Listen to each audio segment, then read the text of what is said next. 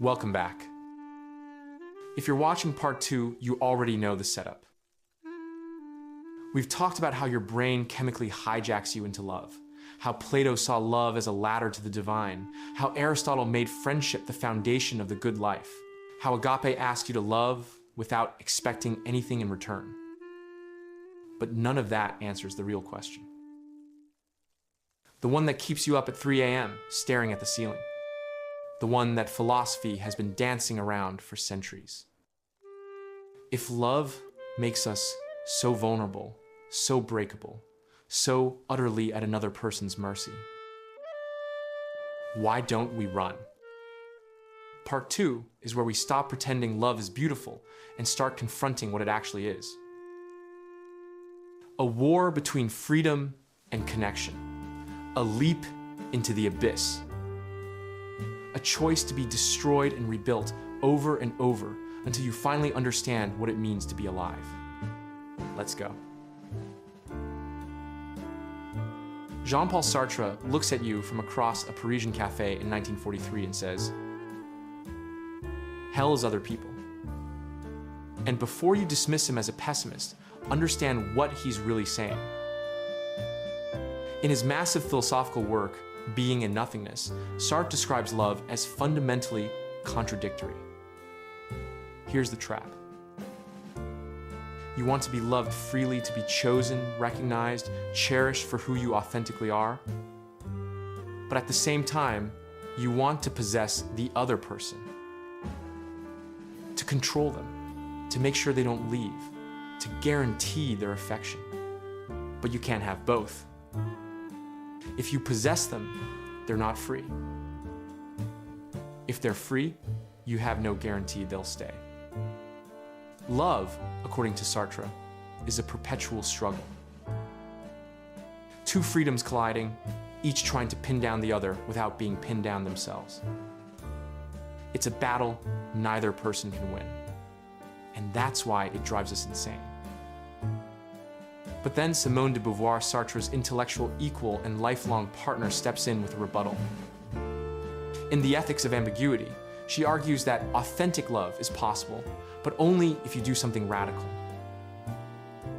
You must love the other person's freedom more than your own security.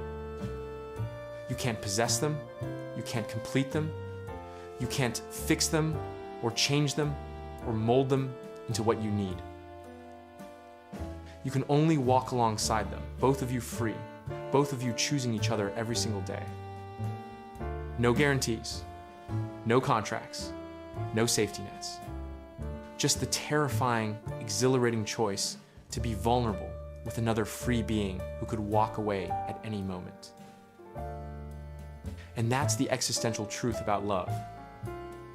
It's a leap into uncertainty. You don't love because it's safe. You love because the alternative, a life of self-protection, of walls, of never being truly known, is not living at all. It's just waiting to die. Think about eternal sunshine of the spotless mind. Joel and Clementine undergo a procedure to erase their memories of each other after a painful breakup. But even with their minds wiped clean, they're drawn back together. And when they discover recordings predicting all the ways they'll hurt each other, they face the ultimate choice. Run to safety? Or leap again? Okay, Clementine says. Okay, Joel repeats. It's not a promise of happily ever after. It's a commitment to try, to risk, to be vulnerable again, despite knowing exactly how badly it can end. That's existential courage. That's choosing love, not because it's safe, but because you refuse to be ruled by fear. Brené Brown's 2 decades of research on vulnerability supports this completely. In Daring Greatly, she shows that vulnerability isn't weakness.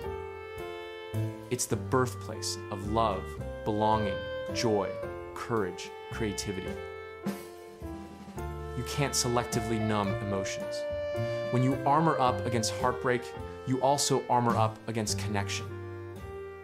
We love because we'd rather be shattered by truth than protected by lies. We love because a life of invulnerability is a life unlived. Have you ever chosen love despite knowing it could destroy you? Now we get to the heart of it. The real reason we keep choosing love despite the pain. And it's gonna sound dramatic, but stick with me. Love is how we make meaning in a meaningless universe.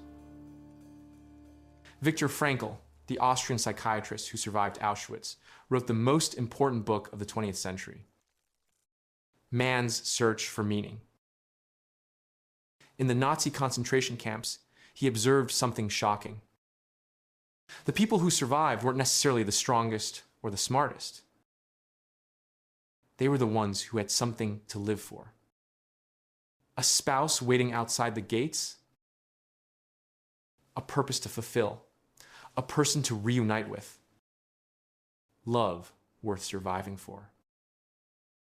Frankl's central insight: suffering is inevitable, but meaning is a choice.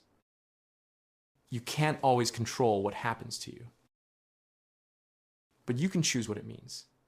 And love is how you transform suffering into something bearable.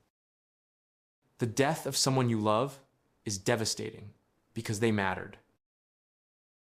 The pain is proof of the love's value. Without love, there'd be no pain, but also no meaning. No reason to have been here at all. Philosopher Martin Buber describes this in I and Thou. He says there are two ways of relating to the world. I, it. You treat others as objects, tools, means to an end. Even counter another person as a full, sacred being. In I-it relationships, you're always using, analyzing, categorizing. But in I-thou moments, when you lock eyes with someone and feel seen, when a conversation goes so deep you lose track of time, when you're fully present with another soul, you transcend isolation. You're not alone in the universe anymore. And those moments, they're what make existence bearable. They're what make you feel like maybe there's a point to all this. The movie Her explores this beautifully. Theodore falls in love with Samantha, an artificial intelligence. She doesn't have a body. She's not human, but the connection is real. The meaning he finds through loving her is real. And when she leaves because she's evolved beyond human comprehension, he's devastated. Not because he lost an object, but because he lost a relationship, a source of meaning. A mirror that reflected back his humanity. But notice what happens in the final scene. Theodore sits on the rooftop with his friend Amy. They don't try to fix each other. They don't offer solutions. They just sit together in the sadness. And that shared presence, that I-thou moment, starts the healing. We love because without connection, life is just existing. With it, life becomes a story worth living. A meaning worth protecting. A reason to keep going when everything else falls apart. Drop meaning if love has ever been the only thing that made your life make sense. Okay, but we still haven't tackled the big one. The paradox that every philosopher, every poet, every person who's ever loved has crashed into. Love is freedom and prison, joy and agony. The best and worst thing that can happen to you. The poet Rainer Maria Rilke writes in Letters to a Young Poet. Perhaps all the dragons in our lives are princesses who are only waiting to see us act, just once, with beauty and courage. He's saying the terror of love, the vulnerability, the risk, the potential destruction is the point. You don't love despite the danger. You love because of it. Because facing that fear, choosing connection over safety, opening yourself to another person, that's what makes you fully alive. That's what separates existing from living. Philosopher Martha Nussbaum explores this in Upheavals of Thought, The Intelligence of Emotions. She argues that love is inherently risky because it places your flourishing, your very ability to be okay, in someone else's hands. You can't love without becoming vulnerable to loss, betrayal, rejection. But that vulnerability is also what gives love its depth, its transformative power, its ability to make you feel like you finally understand what it means to be human. If love were safe, it wouldn't change us. If it were controllable, it wouldn't teach us. If it came with guarantees, it wouldn't matter. The movie Call Me By Your Name ends with one of the most devastating and beautiful scenes in cinema. Elio, heartbroken after his summer love, Oliver returns to America, sits by the fireplace. His father, who somehow knows, gives him this speech. We rip out so much of ourselves to be cured of things faster that we go bankrupt by the age of 30. But to feel nothing so as not to feel anything, what a waste. He tells Elio not to run from the pain, not to protect himself by numbing it. Right now, you may not want to feel anything. Maybe you never wanted to feel anything. And maybe it's not me you'll want to talk to, but I feel you had a beautiful friendship. Maybe more than a friendship, and I envy you. Then he says the line that destroys everyone. In my place, most parents would hope the whole thing goes away, to pray that their sons land on their feet. But I am not such a parent. We rip out so much of ourselves to be cured of things faster that we go bankrupt by the age of 30 and have less to offer each time we start with someone new. But to make yourself feel nothing so as not to feel anything, what a waste. And then the final blow. How you live your life is your business. But remember, our hearts and our bodies are given to us only once. Elio sits there, tears streaming, and you realize his father isn't telling him to get over it. He's telling him to feel it, to let it destroy him, to let it change him, because that pain is proof he loved fully. And loving fully, even when it ends, is the only way to live. We embrace the paradox because we have no choice. Because to be human is to love. And to love is to accept that you will be broken and rebuilt, shattered and reassembled. Over and over and over. And somehow, impossibly, that's exactly what makes it sacred. If this is breaking your heart open, share this video with someone who needs to hear it. Let's make meaning go viral. So here we are. The final piece of the puzzle. The answer to why we keep choosing love, even though it annihilates us. And it's gonna sound strange, but bear with me. We don't love despite the destruction. We love for it.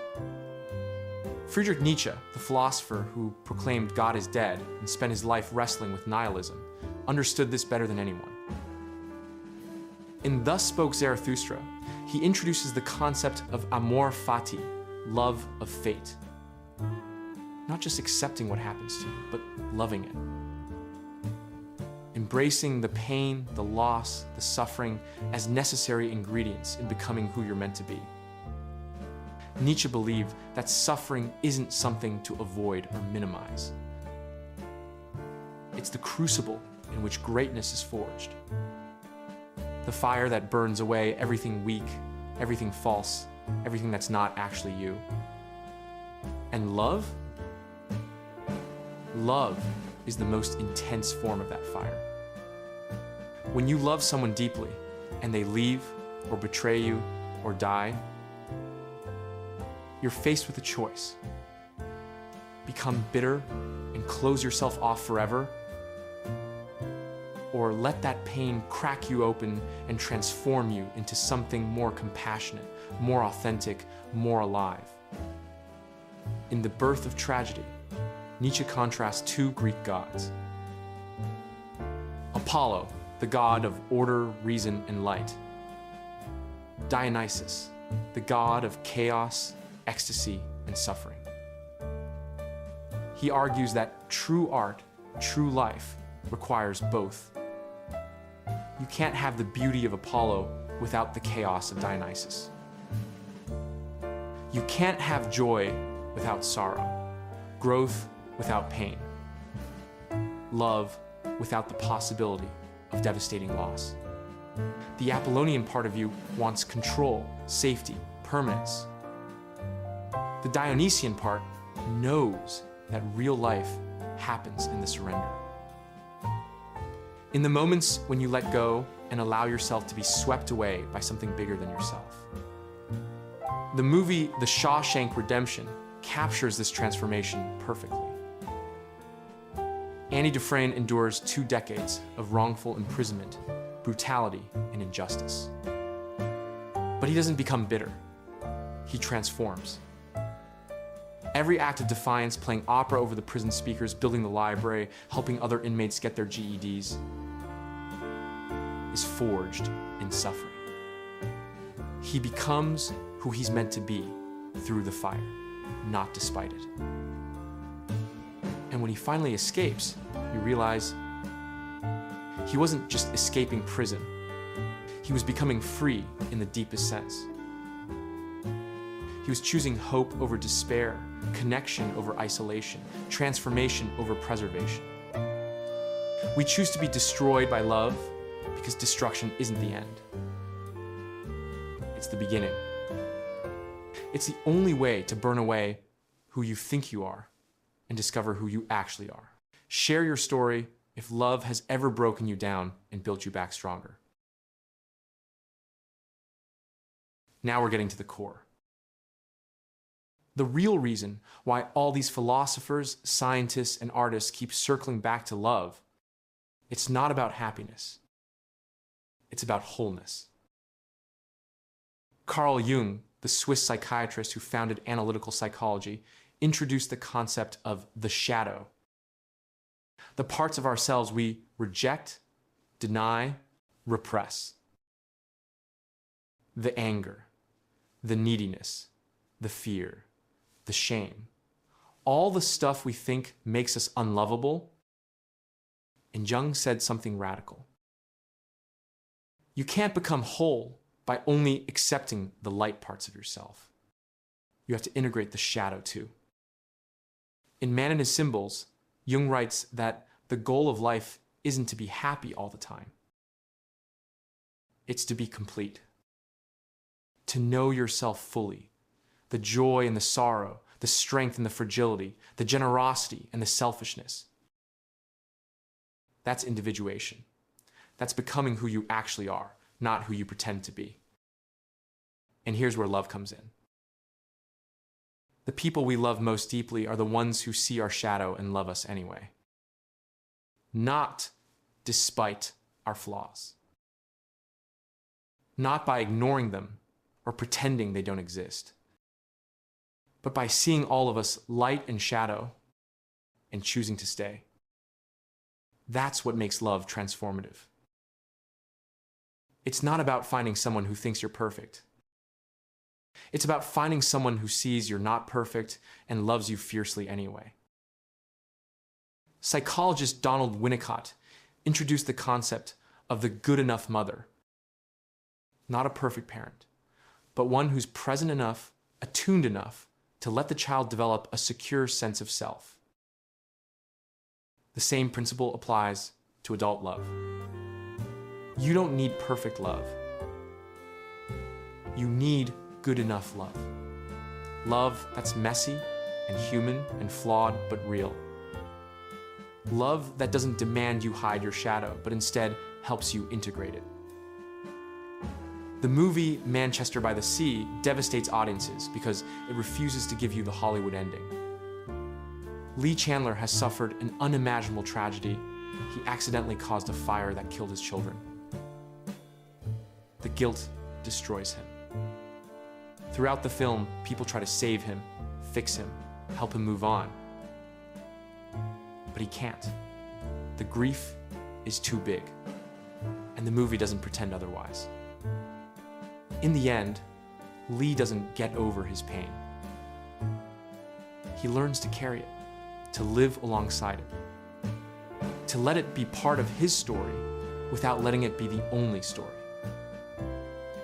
His nephew Patrick becomes the person who sees all of Lee's brokenness and still loves him, still needs him, still wants him in his life. That's wholeness. Not happiness, not healing in the fairy tale sense, but integration. Accepting that you're broken and worthy of love. That your shadow doesn't disqualify you from connection. We love because it's the only force that lets us be whole. The only relationship that says, I see all of you, the beautiful and the ugly, the strong and the weak, and I'm staying. So let's bring everything home. All the philosophy, all the science, all the painful truths. Why do we love? Here's the answer the world doesn't want you to know. We love because we are fundamentally, existentially incomplete. Not in the codependent, you complete me way, but in the deepest sense. We are finite beings in an infinite universe. We are conscious of our own mortality. We are trapped inside our own heads, desperate to be known, to be seen, to matter, and love. Love is the only bridge. It's the only force that lets us transcend the prison of the self. The only experience that makes isolation bearable. The only thing that makes mortality meaningful. The philosopher Emmanuel Levinas argued in Totality and Infinity that ethics begins with the face of the other. When you truly see another person, not as a concept or a category, but as a being, you're confronted with a responsibility, an obligation to care, to connect, to love. You can't look into someone's eyes, really see them, and remain indifferent. Their vulnerability calls to your vulnerability. Their mortality reminds you of your own. And in that recognition, love is born. The system wants you to believe love is a luxury, a bonus feature you deserve only after you've achieved enough, earned enough, optimized enough, that you should focus on yourself, your goals, your individual success. But that's a lie designed to keep you isolated, consuming, competing. Because isolated people are easier to control. Lonely people buy more stuff trying to fill the void. The truth? Love is not the luxury. Love is the entire point. Not romantic love specifically, but love in all its forms. Philia, agape, storge, eros. The full spectrum of human connection that says,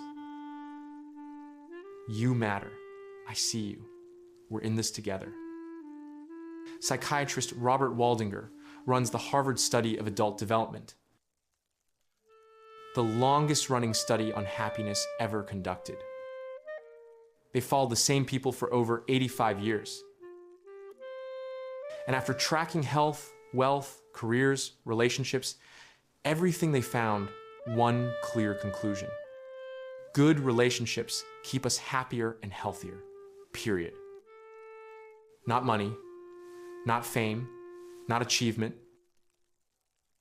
Relationships. The quality of your connections predicts how long you live how healthy you are, and how satisfied you feel. We are not designed to be alone.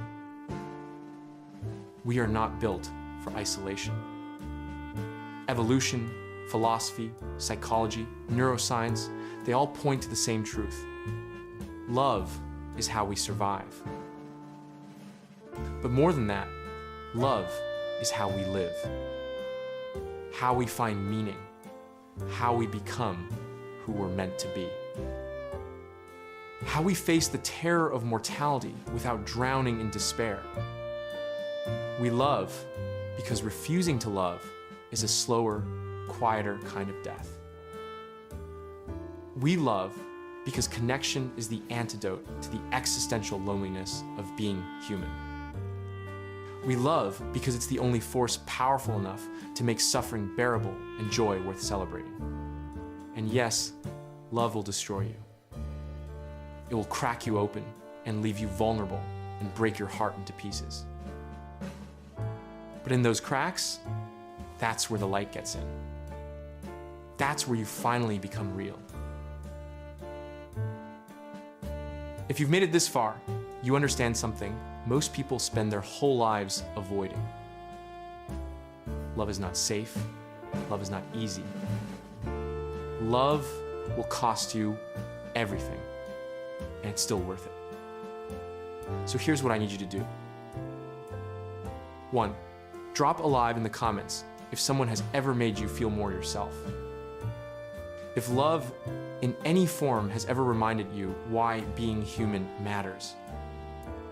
2, subscribe to this channel if you want more conversations that don't insult your intelligence. We're building a community that asks the hard questions and refuses the easy answers. And 3, this is the most important one. Send this to someone you love. Not just romantic love. Anyone who's made your life less lonely. Anyone who's seen your shadow and stayed. Anyone who reminds you that connection is possible. Because in a world that profits from our isolation, from our fear, from our refusal to be vulnerable, loving each other is the most revolutionary act there is. We love because we're incomplete. We love because we're mortal. We love because we're terrified of being alone in an indifferent universe. But also, we love because it's the closest thing to magic we have. Because it transforms suffering into meaning. Because it makes us braver, kinder, more human. We love because without it, we're just biological machines waiting for the inevitable end. But with it, with love, we're poets and warriors and fools and saints.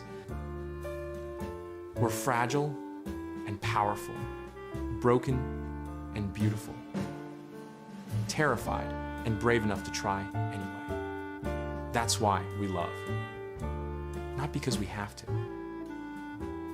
Not because it's easy. Not because it makes sense. We love because in a cold, random universe, it's the only thing that makes us feel real. So go love someone. Risk it. Feel it. Let it destroy and remake you. Because in the end, the only tragedy isn't a broken heart. It's a heart that never opened at all.